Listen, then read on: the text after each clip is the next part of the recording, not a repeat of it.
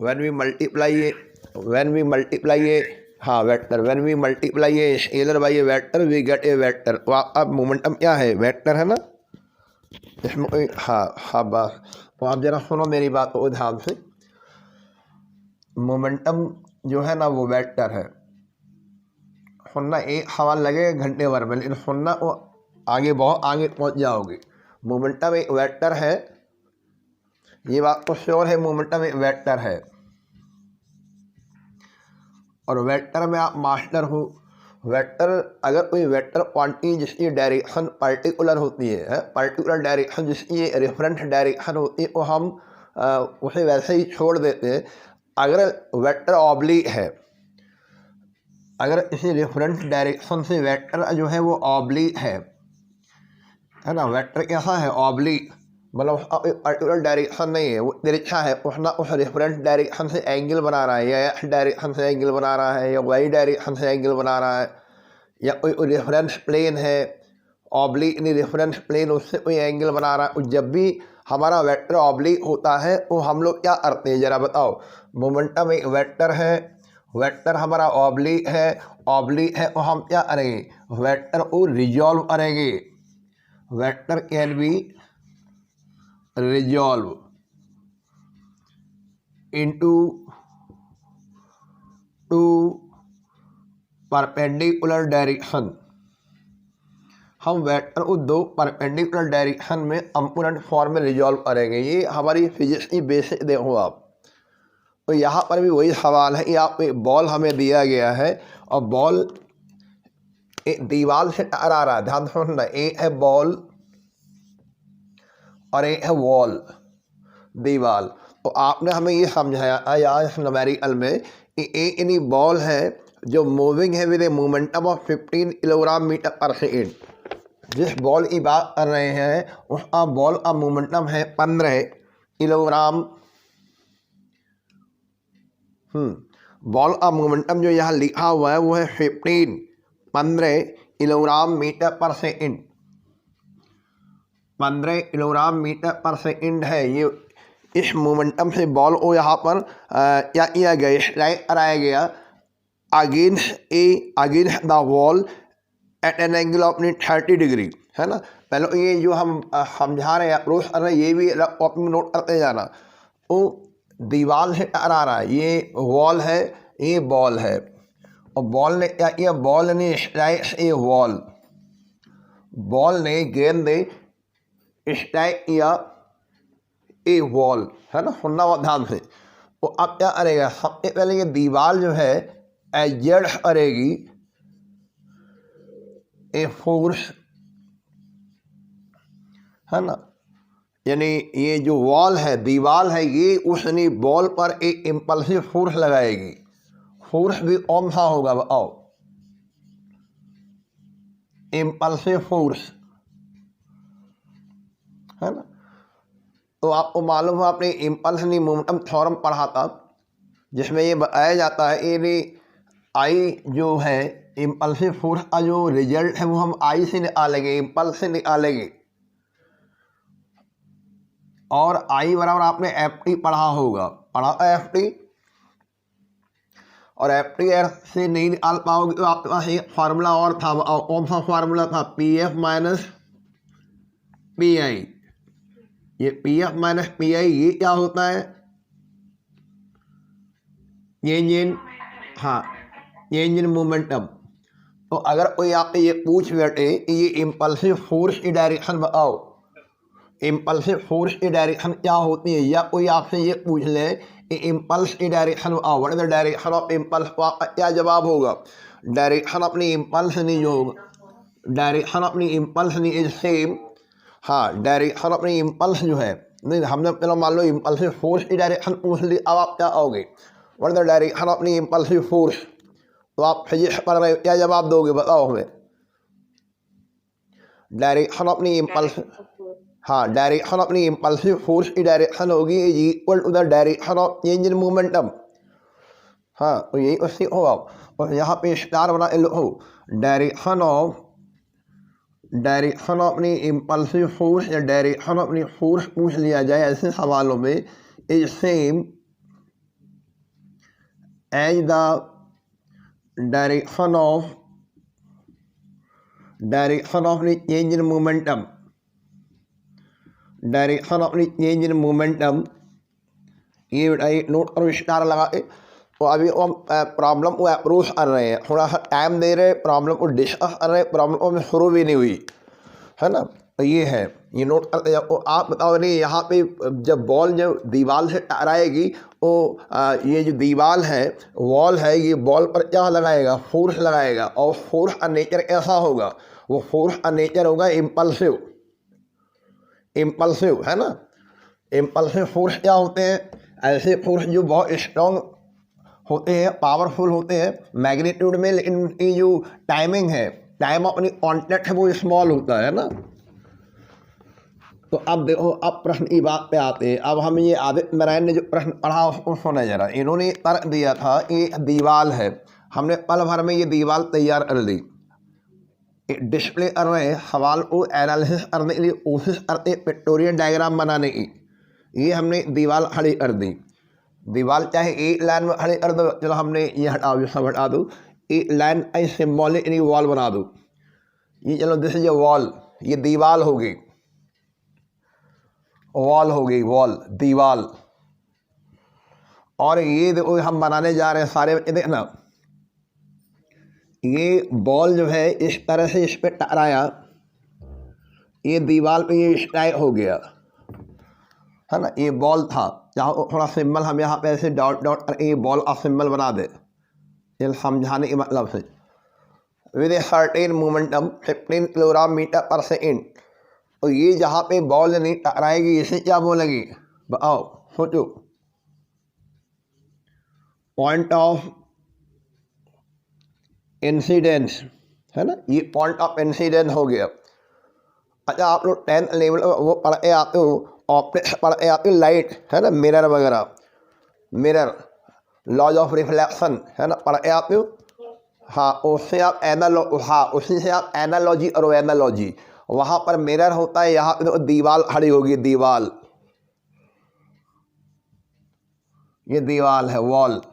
ये point of incidence हो गया। वो प्रश्न ये कह रहा है जब इस पर स्ट्राइक या अगेंस्ट द वॉल, और जरा बता सकते हो हमें नहीं एंगल क्या रहा होगा, एंगल, प्रश्न बताओ हमें एंगल।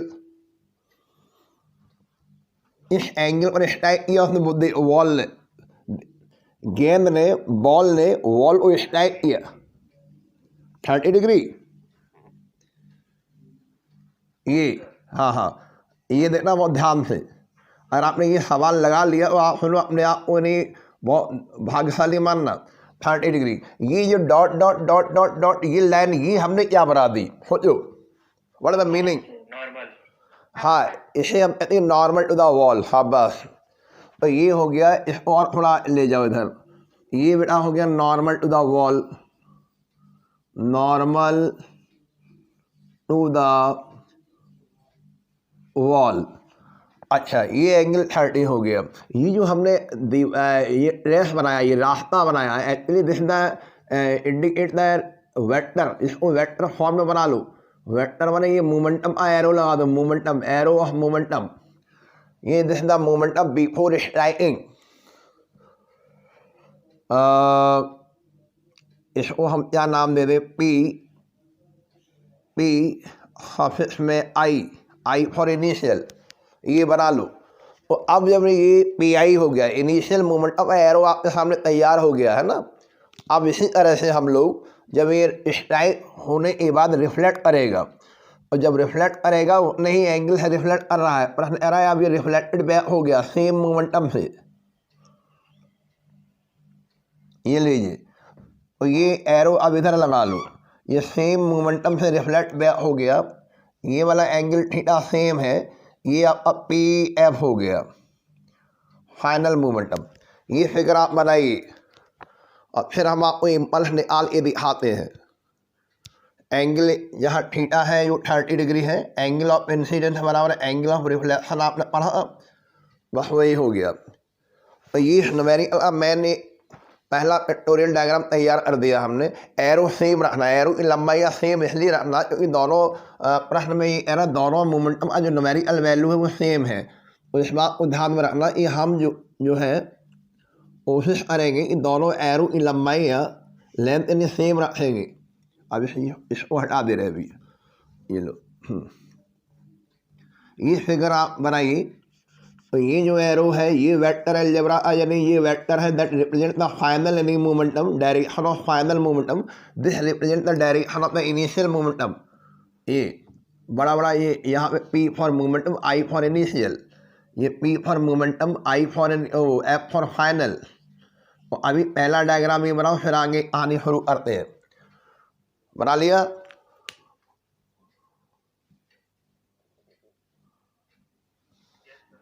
हाँ हाँ हाँ बस। अब हम पहले उस पर आते हैं। आपसे पूछा गया अब मोमेंटम स्केलर है या वेक्टर, आपने जवाब दिया मोमेंटम वेक्टर है। चलो वेक्टर है। वेक्टर यानी आपको ये दिख रहा है ये एक पर्टिकुलर डायरेक्शन में है या कोई ऑब्लिक डायरेक्शन में है। पर्टिकुलर डायरेक्शन में या कोई एक्स एक्सिस में है या ये वाई एक्सिस में है या ये जेड एक्सिस में है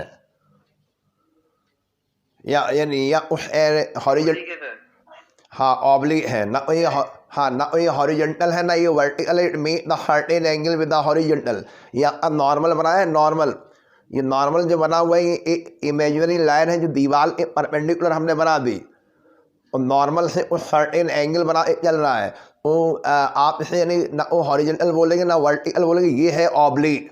अब ऑब्लिक है, हमारे जहन में एक बात आनी चाहिए जब कोई वेक्टर ऑब्लिक होता है तो हम इसके प्रॉपर इफेक्ट पता लगाते हैं पर्टिकुलर डायरेक्शन में, परपेंडिकुलर डायरेक्शन में। तो हम शुरू करने जा रहे हैं रेजोल्यूशन ऑफ ए वेक्टर। क्या शुरू करने जा रहे हैं? वेक्टर का रेजोल्यूशन। सुनना वो ध्यान से। पहले अब ये सारा हमने बना लिया इतना सारा। अब सुनो, वेक्टर का रेजोल्यूशन करेंगे हम लोग। रेजोल्यूशन ऑफ ए वेक्टर क्या करेंगे? Resolution of A vector. बहुत अब तुम जरा ध्यान से सुनना, तो ये बहुत ही प्रीशियस सवाल है हमारे लिए फिजिक्स में। इसको अभी हटाए या बना रहने दें। वेक्टर का रेजोल्यूशन देखो करने जा रहे हो, ऐसा करते नेक्स्ट फिगर ले रहे हैं। चलो ये लो, हाँ बच्चे देखना ध्यान से। ये हमने लिया, ये वेक्टर बना हुआ है PI बना हुआ है, ठीक है। आप रेजोल्यूशन करने में मास्टर इसमें हेड और टेल ढूंढ सकते हो। टेल और हेड, हेड और टेल। टेल क्या है? टेल, हाँ। और ये जो पॉइंट बनाया है ये पॉइंट जो बनाया है ये आपका टेल है, ये हेड है। और इसका जो इंक्लाइनेशन झुकाव देखो आपका जो इंक्लाइनेशन वो यानी इधर टॉप से बॉटम जा रहा है, फ्रॉम लेफ्ट टू राइट जा रहा है। उसके अकॉर्डिंगली हमने यहाँ पर टेल को ऑरिजिन मानते हुए यहाँ पर दो हम लोग क्या करते हैं, परपेंडिकुलर या रेक्टेंगुलर एक्सिस बना लेते हैं। ये सारी बातें हमने बहुत पहले पढ़ाई, जब वेक्टर की बेसिक पढ़ाई, बिना इसके फिजिक्स नहीं पढ़ा सकते। और ये हमने इसको यहाँ पे ये किया। अब हमें ये वाला एंगल क्या है? ये वाला एंगल कोई एनीबॉडी एल्स, ये एंगल थीटा है। वो आप यानी ये जानते हो नहीं, देखो जरा ध्यान से। अगर यानी ये एंगल इस तरह से ये हमने डिजाइन बना दी, GTV बना दिया, ये एंगल थीटा है और ये वाला एंगल क्या हो जाएगा? थीटा हो जाएगा। और हम ये प्रश्न पूछ रहे हैं ये वाला एंगल क्या है? ये वाला एंगल थीटा हो गया। अब हम लोग क्या करेंगे, यहाँ से परपेंडिकुलर गिरा देंगे। तो ये गिराया यहाँ पे और ये गिरा दिया। हमने रेजोल्यूशन स्टार्ट ले लिया। तो यहाँ दो कंपोनेंट नजर आए। एक कंपोनेंट तो ये हो गया, ये वाला कंपोनेंट। जरा इसकी वैल्यू कोई बताओ हमें क्या होनी चाहिए? I for initial cos theta. बताओ सहमत हो?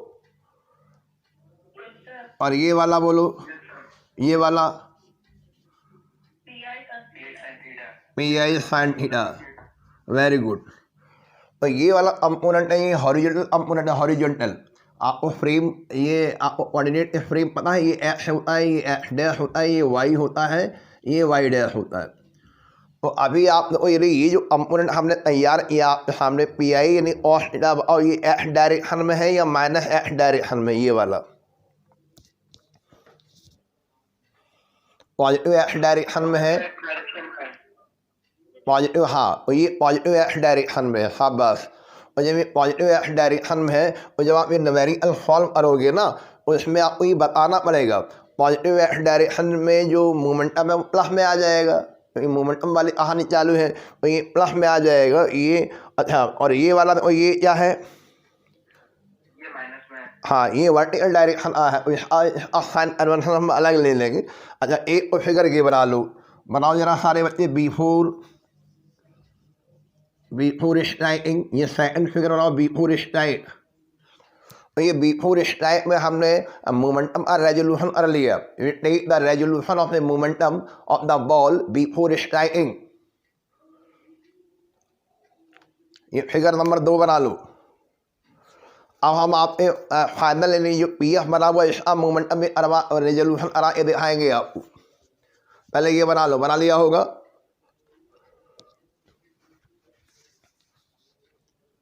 बना लिया बेटा, हाँ हाँ। अब जरा फाइनल वाले और कर लो, फाइनल वाले दिखा रहे हैं आपको, जगह तो है नहीं बोर्ड पर, फिर भी जो कोशिश करते तो यहाँ दिखा दे रहे फाइनल वाले। अब बेटा देखना सारे बच्चे, चलो मान लो ये वाला फाइनल मोमेंटम, ये इस तरह से एरो बना हुआ है, ये एरो, ये मान लो पी एफ है, पी एफ, ये इनिशियल है, इसको टेल बोलते हैं, ये आपका हेड हो गया। तो जैसा इसका इंक्लाइनेशन वैसे ही हम लोग यहाँ पर दो रेक्टेंगुलर यानी एक्सिस ड्रॉ कर लेते हैं। रेक्टेंगुलर एक्सिस हम ड्रॉ करने वाले हैं, इसका टिप इधर जा रहा है, राइट से लेफ्ट में जा रहा है, टॉप से बॉटम जा रहा है, तो ए यानी एक्सिस इधर जाएगी, जो टिप की ओर होगी, ए एक्सिस इधर जाएगी। और जैसा वेक्टर इंक्लाइनेशन होता है वैसे ही हम लोग रेक्टेंगुलर यानी एक्सिस ड्रॉ कर लेते हैं। चलिए आइए इस तस्वीर को देखो ध्यान से, ये जो नॉर्मल है, ये हॉरिजॉन्टल है, ये नॉर्मल मान लो, ये वाला एंगल कितना है, ये वाला एंगल थीटा। अब देखो यहाँ पे ये रेजोल्यूशन करो आप बहुत ध्यान से, ये हो गया P I O P F cos theta, और इधर जब आपने इधर परपेंडिकुलर गिराएंगे तो ये वाला हो जाएगा पी एफ साइन थीटा, ठीक है। पूरे न्यूमेरिकल को आप जब लगाओगे ये वाली तस्वीर होगी आफ्टर स्ट्राइकिंग। ये तीसरा फिगर, थर्ड फिगर बना लीजिए, आफ्टर स्ट्राइक। पहला सवाल इसलिए इतना टाइम ले रहे हैं, बाद में वो प्रैक्टिस हो जाएगी, ये सब चीज़ें हम अपने दिमाग में ले लेंगे, या ये सारे रेजोल्यूशन अब इसी फिगर में बना देते, क्योंकि पहला न्यूमेरिकल है आपका स्पेशल टाइप न्यूमेरिकल, इसलिए हम आपको अलग अलग रेजोल्यूशन करके दिखा रहे हैं। अगली बार हम और अपडेट हो जाएंगे, हम इसी में बना दिया करेंगे। तो अब आप इस फिगर को देखो ध्यान से और इस फिगर को ध्यान से देखो। एक बात और, सवाल पहले ही आपको हिंट कर चुका है, द न्यूमेरिकल वैल्यू अपनी पी आई बराबर पी एफ, ये ऊपर पहले फिगर में ले लेना, पी आई और पी एफ की जो न्यूमेरिकल वैल्यू वो सेम है, तो ये यूनिक सिंबल मान लो पी, और पी की वैल्यू आपको दे रखी 15 यानी किलोग्राम मीटर पर सेकेंड। ये लीजिए, ये शुरू में जो पहला मेन फिगर है, मास्टर फिगर है ना, फंडामेंटल फिगर, उसके ऊपर लिख के बना लो, पी आई बराबर पी एफ बराबर पी सी बराबर 15 किलोग्राम मीटर पर सेकेंड। अब हमें ये बताओ बहुत ध्यान से, बिफोर स्ट्राइकिंग जो रेजोल्यूशन किया वो देख लो, और आफ्टर स्ट्राइकिंग जो रेजोल्यूशन किया वो देख लो। अब आओ, एक कंपोनेंट हमने हॉरिजॉन्टल डायरेक्शन में निकाले हैं और एक कंपोनेंट वर्टिकल डायरेक्शन में निकाले हैं। आप हमें बता दो कौन सा कंपोनेंट यानी चेंज हो गया, हॉरिजॉन्टल डायरेक्शन वाला कंपोनेंट बदल गया या वर्टिकल यानी डायरेक्शन वाला कंपोनेंट चेंज हो गया? चेंज कौन सा हुआ? हॉरिजॉन्टल डायरेक्शन वाला कंपोनेंट। इसमें मैग्नीट्यूड में या डायरेक्शन में? डायरेक्शन में। पी आई और पी एफ की वैल्यू सेम है, ये पी आई है ये पी एफ है, यानी ये वाला न्यूमेरिकल वैल्यू पी आई और पी एफ सेम है। चलो मान लिया ये कॉस थीटा है, ये भी कॉस थीटा है, और इनके जो हॉरिजॉन्टल डायरेक्शन में जो मैग्नीट्यूड है वो सेम है, केवल डायरेक्शन में अंतर आ रहा है। और अगर आप इसे पॉजिटिव डायरेक्शन लोगे, एक लंबा सा एरो लगा दिया है, डायरेक्शन में है, तो ये पॉजिटिव डायरेक्शन ऑफ मोमेंटम, इधर एरो बना लो, positive direction of momentum, positive direction of momentum, ये बना लो, टुवार्ड्स द वॉल, वॉल की ओर, और positive direction of momentum P I cos theta हो गया, और ये आपका नेगेटिव डायरेक्शन ऑफ मोमेंटम हो गया। तो आपसे प्रश्न पूछा जाएगा कि आपने जब इसको रिजॉल्व कर लिया तो एक मतलब बिफोर स्टैकिंग और आफ्टर स्टैकिंग यानी आपको दो यानी पेयर मिले, एक यानी हॉरिजॉन्टल डायरेक्शन में, एक वर्टिकल डायरेक्शन में। तो हॉरिजॉन्टल डायरेक्शन वाला जो कंपोनेंट है वो मैग्नीट्यूड सेम है लेकिन डायरेक्शन में चेंज हो गया, इसका मतलब यानी ये कंपोनेंट यानी आफ्टर स्टैकिंग इसका जो वैल्यू है वो चेंज हो गया, मोमेंटम में बदलाव आ गया। अब चलो ये डिस्कस कर लो वर्टिकल डायरेक्शन में, क्या वर्टिकल डायरेक्शन में कोई चेंज हुआ? वर्टिकल कंपोनेंट चेंज हुए बिफोर स्टैकिंग और आफ्टर? हाँ, क्यों नहीं हुए? क्योंकि देखो यानी बिफोर स्टैकिंग इसकी डायरेक्शन में आओ, हमें वर्टिकल अप है या वर्टिकल डाउन है? अब जरा इधर देखो, ये वाला कंपोनेंट ये इधर है, ये वाला हाँ वर्टिकली डाउन, हाँ बस। तो इसमें डायरेक्शन में चेंज हुआ ही नहीं। और फिर इसका magnitude P I sine theta है और इसका magnitude P F sine theta है। यहाँ पे शुरू में ही हिंट दे रखा है पी आई और पी एफ का न्यूमेरिकल वैल्यू सेम है 15। तो ना तो मैग्नीट्यूड में चेंज हो रहा है वर्टिकल डायरेक्शन में, ना ही डायरेक्शन में चेंज हो रहा है। तो इस पूरी प्रोसेसिंग में जब बॉल स्ट्राइक कर रही है against the wall at an angle 30 degree, we see that in here there is no any change of the momentum along the vertical direction. कोई चेंज नहीं हुआ मोमेंटम में वर्टिकल डायरेक्शन में। और हमें फिजिक्स पढ़ाई जाती है कि अगर मोमेंटम में चेंज होगा तो ही इम्पल्स नहीं कॉन्ट्रीब्यूट होगा, तो ही इम्पल्स आपको प्रोवाइड होगा। तो आप इम्पल्स इस डायरेक्शन में प्रोवाइड हुआ, कौन से कंपोनेंट ने इम्पल्स प्रोवाइड कराया? हॉरिजॉन्टल कंपोनेंट ऑफ मोमेंटम ने या वर्टिकल कंपोनेंट ऑफ मोमेंटम? हाँ, तो अब लिखिए, लाइन दिखा रहे हैं वो लिखिए आप। हियर इस सवाल में here only horizontal component of the momentum, horizontal component of momentum of the ball क्या हो रहा है? चेंज हो रहा है। here only horizontal component of the momentum of the ball change after striking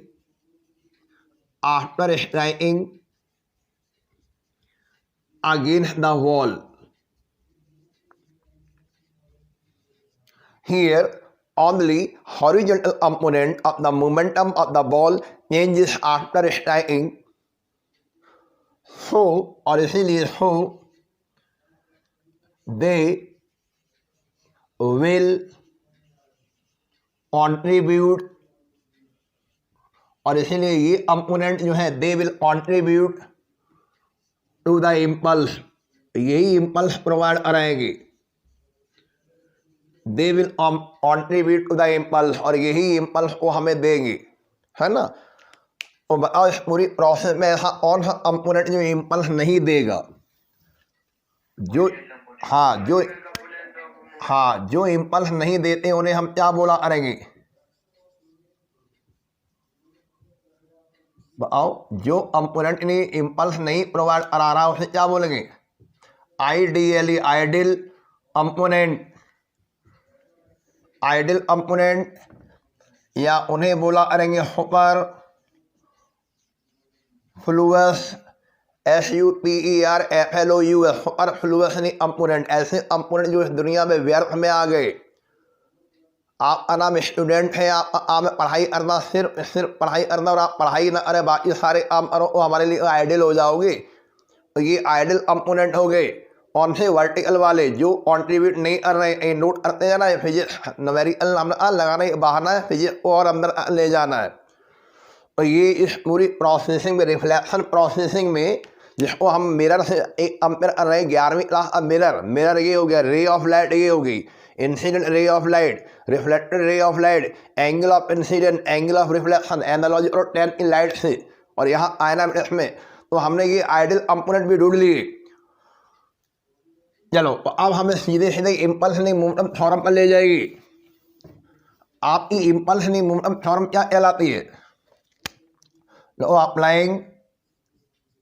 applying impulse momentum theorem.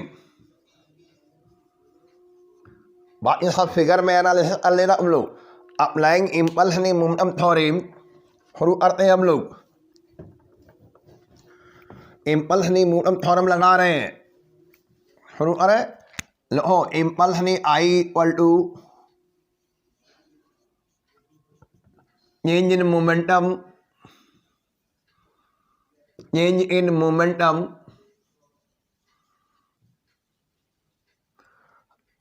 आप बता दो एलोंग यानी हॉरिजॉन्टल डायरेक्शन लिखे या एलोंग वर्टिकल डायरेक्शन लिखे?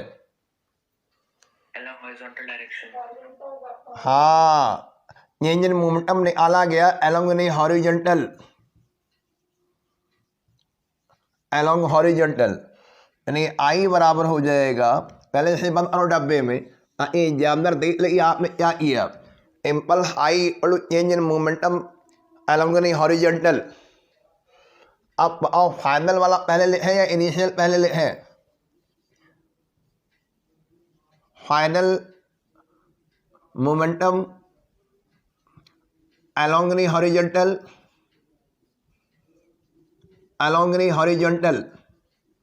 minus initial momentum along the horizontal। अब जरा जब मोमेंटम वाली बात आई और रिफ्लेक्शन का सवाल था, दीवार से टकरा गई, आपने पहले वाले फिगर में ये जो एक्स डायरेक्शन की ओर है वो पॉजिटिव डायरेक्शन ऑफ मोमेंटम में था, यानी इनिशियल वाला पॉजिटिव डायरेक्शन में है और फाइनल वाला नेगेटिव डायरेक्शन में है। और चलिए नेगेटिव वाला बोलिए, फाइनल माइनस में आ जाएगा P F cos theta minus नहीं पी आई कॉस थीटा। आपको याद हो यानी पी एफ और पी आई की वैल्यू हमें सेम दे रखी, बोलिए वो हमने क्या मान लो, सिंबल एक कॉमन सिंबल मान लो, पी कॉस थीटा माइनस नहीं पी कॉस थीटा। चलिए आई बराबर कितना हो गया फाइनल आंसर, बोलिए फाइनल आंसर क्या हो गया? आई बराबर माइनस नहीं 2p कॉस थीटा से ब्लॉक बंद कर दीजिए। और आज हम आपको ट्रेडिशनली पढ़ा रहे हैं, 11th पॉइंट ऑफ व्यू से हर चीज़ को समझा रहे हैं। जब ये कंपटीशन में सवाल आएगा तो इसको मात्र 30 सेकंड में सॉल्व करना, 30 सेकंड में प्रश्न को पढ़ना है, 10 सेकंड में 10 सेकंड में आपको आंसर निकाल के दिखाना और यानी 10 सेकंड में आप अपना कॉपी को इधर पलट के उसमें टिक मारना है, ऑप्शन लिखना है या जो सर्किल आते उन्हें फिल करना होगा पेंसिल से। तो आई बराबर माइनस 2p कॉस थीटा। आपको सारे एग्जामिनेशन कंप्यूटर बेस्ड होने लगे हैं ना, तो आपको माउस लेके क्लिक करना, कौन सा ऑप्शन सही है। तो आई बराबर माइनस 2p कॉस थीटा। आगे आने वाले सवालों में हम इस तरह के सवालों में इसको डायरेक्ट इस्तेमाल करेंगे और डायरेक्ट यूज इट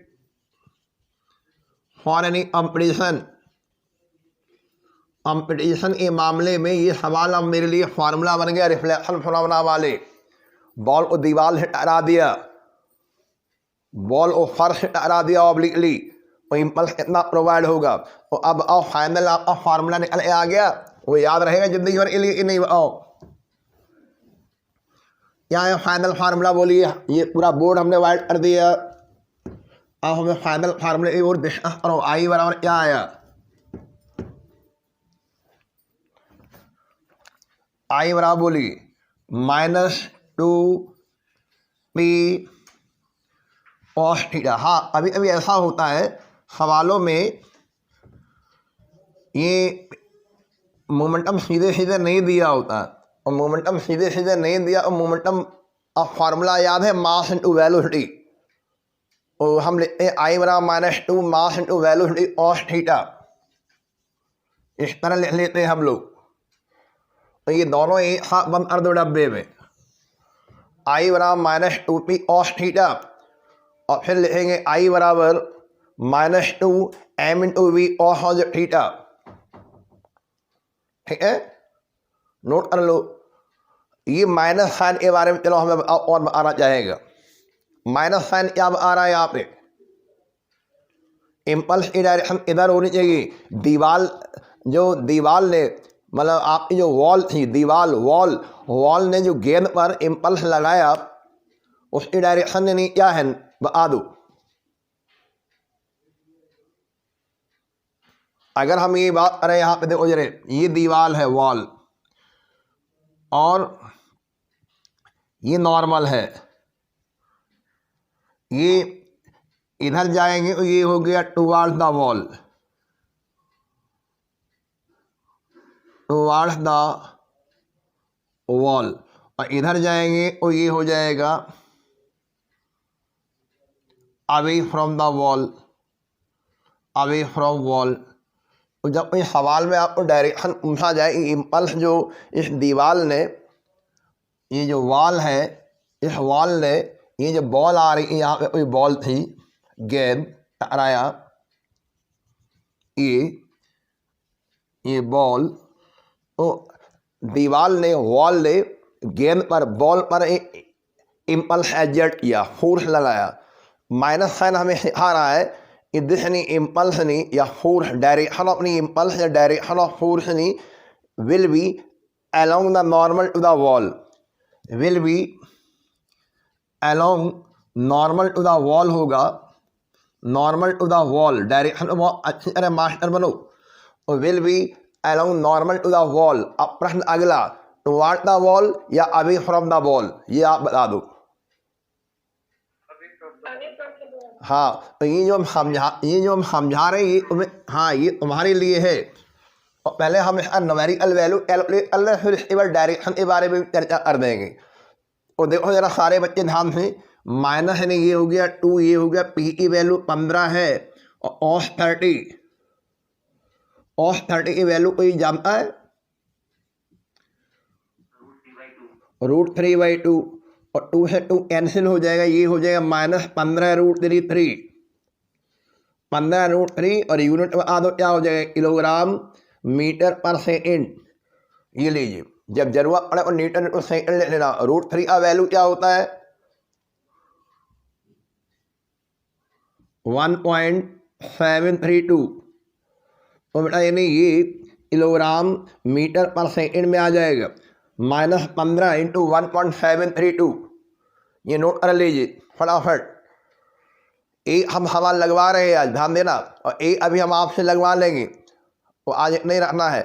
तो अब जरा कैलकुलेट करो, 15 × 1.732 को मल्टीप्लाई करो जरा कॉपी में, हो गया 15 और × 1.732,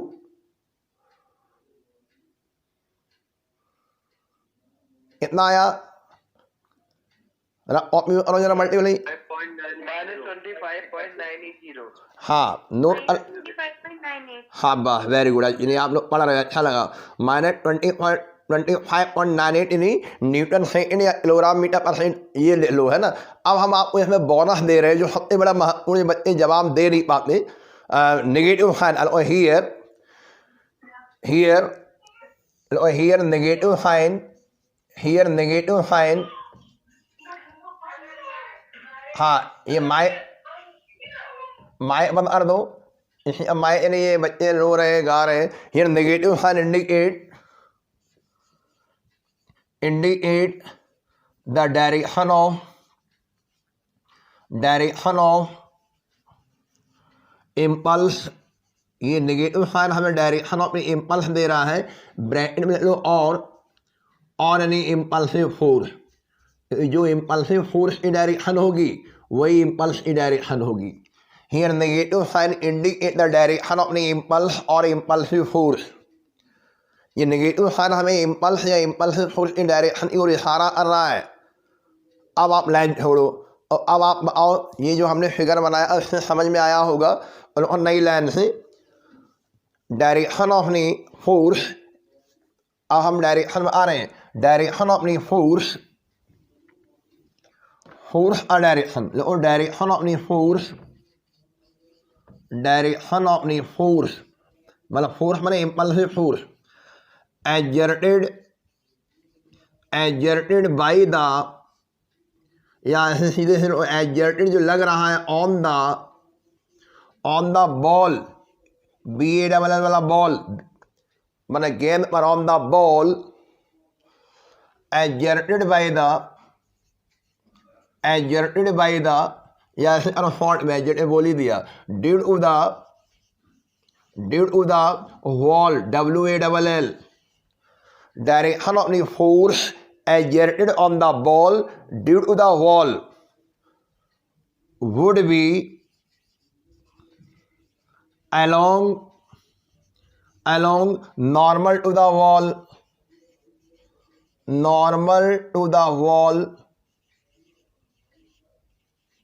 would be along normal to the wall। आप वो वॉल का जो नॉर्मल आप देख रहे हो, ये वॉल का नॉर्मल हॉरिजॉन्टल डायरेक्शन में है, along normal to the wall। अब आपको एक चीज में और आना है, टुवार्ड्स द वॉल है या अवे फ्रॉम द वॉल है, प्लस में आ रहा है या माइनस में आ रहा है, और इसमें लिखेंगे अवे, हाँ away from the wall, away from the wall. तो ये जो डायरेक्शन है इसको समझने की जरूरत है, अवे फ्रॉम द वॉल। अब पूरा पढ़ो जरा ध्यान से, डायरेक्शन जो हमने बताया, डायरेक्शन अपनी force exerted on the ball due to the wall would be along normal to the wall and away from the wall। हमने उसको सीख लिया, समझ लिया, पेपर में उल्टा कर दिया। जब हम इसे रट पाए थे, रटना हमारा परम सौभाग्य कर्तव्य है, हमें टीचरों ने सिखा दिया, रट्टा मारो, पेपर आज है और हम रटेंगे और भी रटेंगे, हम मेरा पेपर है आज, हम आपकी क्लास नहीं ले पाएगी। ये डायलॉग हमारे सामने आने लगते हैं, समझ बच्चा अभी 9th 10th की ओवर नहीं आया, पेपर टाइम में रट्टा नहीं जाता, रात में नहीं 2 घंटे पढ़ लो, सुबह आराम में पेपर दे आओ, और आप लोग घोटना शुरू कर देते हो, साल भर पढ़ते नहीं, जब पेपर होगा आप उल्टे हो जाते हो, आप हमारा पेपर है, आपका पेपर है, तो ये क्लास जो ले रहे हैं ये भी अभी पेपर में आएगी। और डायरेक्शन अपनी फोर्स ने पेपर में क्या हुआ एग्जामिनेशन में उल्टा कर दिया। वो कह रहा है कि आपने अभी जो निकाला है डायरेक्शन ऑफ फोर्स निकाला है जो बॉल पर लग रहा है, ड्यू टू वॉल, पहला आम हुआ ही हो, दीवार ने, वॉल ने गेंद पर, बॉल पर फोर्स लगाया। तो आपको याद हो एक्शन एंड रिएक्शन, पेपर में उल्टा पूछ लिया जाएगा। और चलो बताओ फिर उस गेंद ने उस दीवार पर, उस वॉल पर इतना फोर्स लगाया होगा, उसकी डायरेक्शन क्या होगी, और फोर्स का मैग्नीट्यूड सेम होगा लेकिन डायरेक्शन क्या होगी, बदल जाएगी।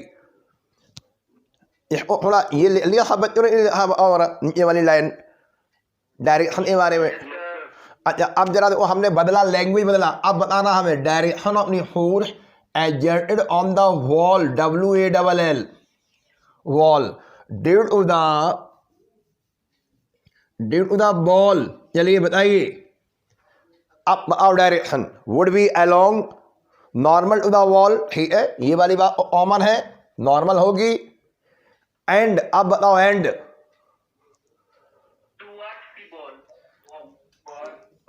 हाँ तो ये क्लासों में अच्छी तरह डिस्कस कराया आप लोगों को, टुवार्ड्स द वॉल, ठीक है। तो ये होगी डायरेक्शन। नोट करो ये रफ नोट में, एन नोट इन नोट में कर लेना ये वाली नोट। और ये सारी चीज़ें हम नेगेटिव साइन से ही निकाल पा रहे हैं। नेगेटिव साइन हमें डायरेक्शन आ रहा है, इम्पल्स आया, इम्पल्स में फोर्स आ, ठीक है। अब इस तरह के सवाल आएंगे, हमने पूरा 45 मिनट लगभग डिस्कस किया एक सवाल को, और हम उम्मीद करते 40, 50, 500 सवाल ऐसे बन जाएंगे, और हमने आपको समय बचाया। अभी अब सवाल और देखते हैं, और आप ही अभी बताना, अभी 5 मिनट का समय और ले रहे हैं, फिर आप रटना, घोटना, फेंटना, पेपर देना। बहुत मुसीबत होती तुम लोग पढ़ाना यार, पेपर ये क्या करते रहते हो, पेपर 9 बजे और आप बैठ गए घोटने के लिए, और जो पढ़ाया अभी को ये रटना घोटना पड़ता है, एक बार चीज़ें समझ लो, अभी रटनी नहीं पड़ेगी। अब जरा प्रश्न नंबर यानी कौन सा 17 है, केवल थोड़ा हिंट देना हमें, और अभी हमें करके दिखा देना, बस होगी कहानी। A batsman deflects A ball by an angle 45 degree without any changing its initial speed. हमने अभी फार्मूला आपको डिराइव कराया, फार्मूला याद रखना, I = -2p cos थीटा था, या आई बराबर माइनस नहीं 2, पी नहीं दिया और वेलोसिटी दिया होगा M you cos theta.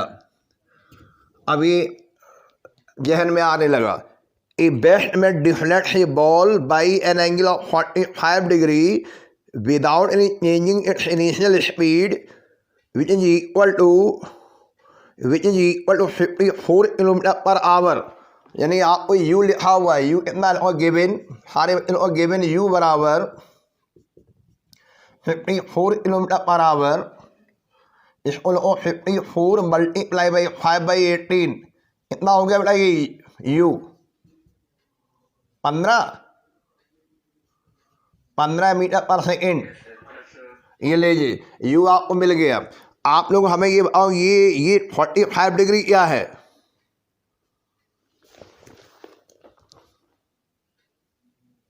Angle of incidence.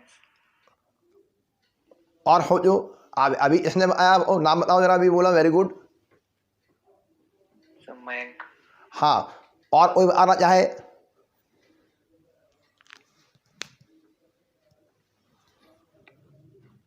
Angle of inclination. नाम बताओ बेटा।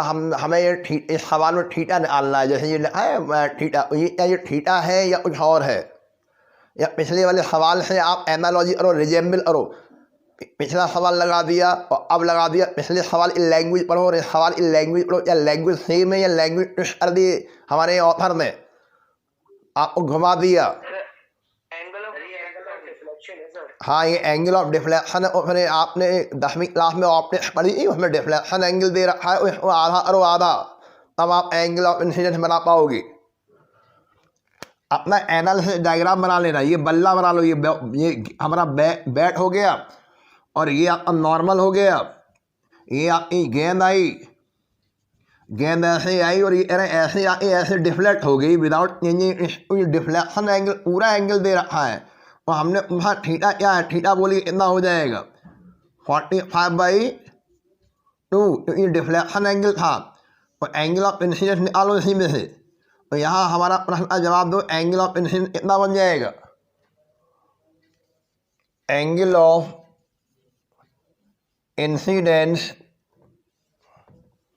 इंसिडेंस थीटा बराबर 45/2। तो ये एंगल ऑफ डिफ्लेक्शन एंगल दे रखा, पूरा एंगल दे रखा है।